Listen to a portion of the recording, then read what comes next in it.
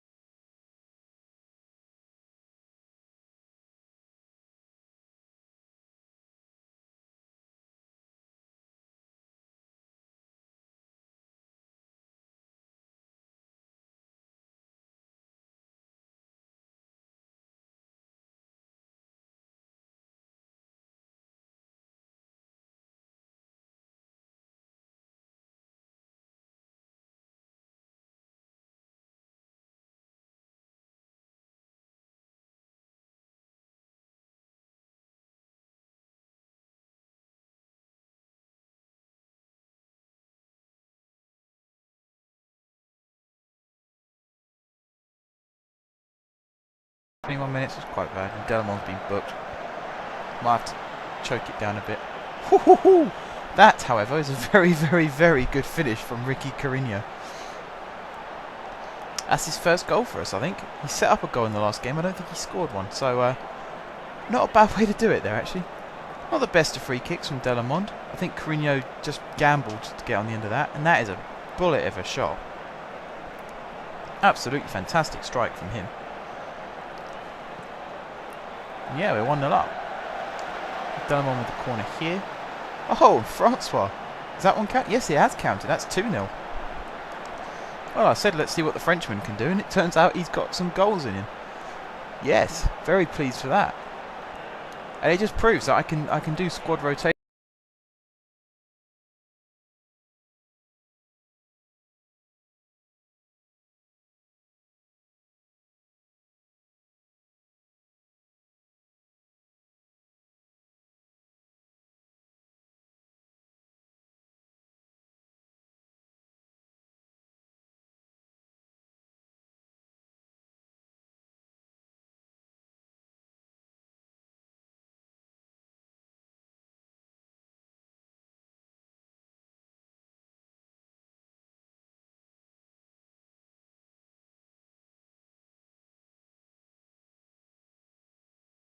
I'm enjoying this. I'm enjoying watching these matches.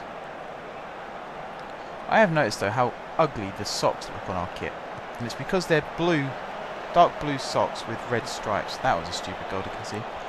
Dark blue socks with red stripes, and it looks brown from up here. Maybe closer in it might look better, but up here it looks brown.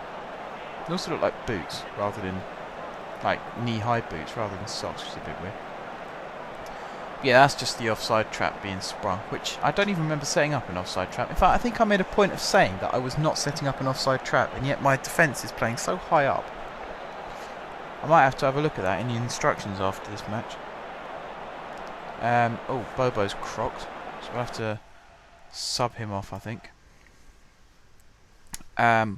I might be clever here. Bring McConnor on to shore up the midfield. And then put Delamond out on that side. Actually, no, I'll put Federic out on that side because he can play. Oh no, he can't play there. No, he can't play there at all. What did I do that for? Silly mark. No, I'll put Delamond out there. Because it might stop him picking up that second yellow card as well. Or if he does look like he's going to get booked again, we can always bring Marshall on to fill that hole. Yeah, I suppose Delamond will be dangerous out on that flank. Bobo at the moment, I think he needs to come off. He's 54% condition. It's not brilliant, is it? So what, we're approaching half time now. Oh, he's got in behind. That's lazy from Hogan. He just sort of stood there and let him. And there's the equaliser. Bugger. That's not good. Now what's that? 5 minutes after they scored their first, they've scored their second. 5 minutes? No, 7 minutes after. That's just not good enough. That's just poor. And it was before we could make the sub, so maybe you could argue that if we'd made the sub before that, we'd have had 11 fit players out on the pitch still. It might be a different story, but that could just be looking for excuses. I say that's just lazy defending from Hogan, really. And his match rating's not looking brilliant. And I think I forgot to put a defender on the bench again. Not good. And Hogan's just been booked if things couldn't get any worse. Klopmas is playing atrociously bad as well, so... Actually, no, he's picked it up a bit now. He was playing bad. I think what I'm going to do, though, is bring Villa on for him anyway. Just because I can. There we go. Now, Cartwright's not in a good condition now. How am I going to deal with this? Let me go back into this. So yeah, that substitution is happening. Can I stop that happening? No. So I think what I'm going to do now is cancel that. Let's go into the more detailed one. I'm going to bring Drewson on for Cartwright.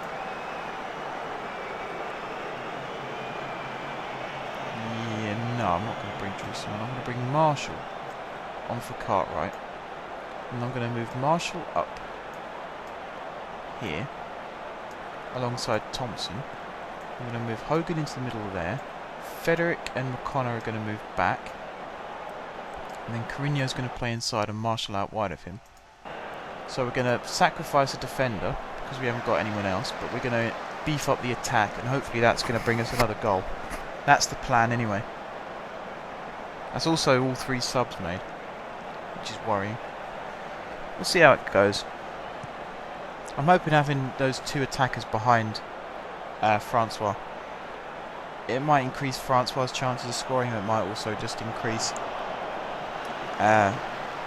the 2 men behind's chances of scoring. Who knows? We'll find out in a second. Gives more options anyway, more attacking options. O'Connor there into Francois, lays it off to Carino. Back through for Francois. Good save there by the keeper. Marshall picks it up, bang, 3-2. Great finish. I've just realised we've still got 20 minutes of this game left. Hopefully we'll be fine. It's a gamble. Surely it's exciting for you guys to watch this. Potentially see me screw it all up. That's good from Marshall though, and I mentioned in the last episode and the last match about him cutting inside. He must be left-footed if he's hitting shots like that. So yeah, him cutting onto his stronger side there, coming in from that right-hand side. Tactical genius, that's what I am. Making decisions like that. So yep, 10 minutes to go. Not really a lot going on. Hoping that they don't get any more chances because our defence is very vulnerable. I've noticed actually that we are still playing a very high line considering we've only got 3 defenders. And the sole man in the middle is Hogan, whose mistake cost us the equaliser in the first place. Hogan can be in trouble soon, actually, because he's just received another warning and he's already been booked, so he's probably on his last chance right now.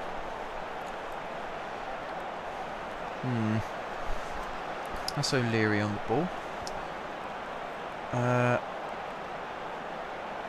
Got to be careful making challenges in the box, guys. And as soon as I say that, McConnor gives away a penalty. Genius! Well done.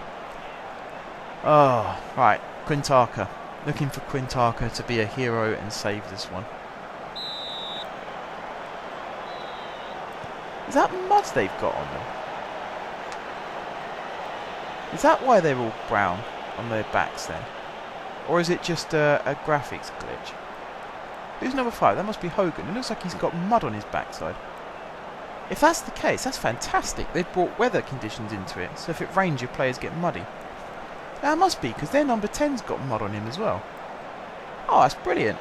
That's really clever. It shows how much slide tackling my players are doing. They've all got muddy arses.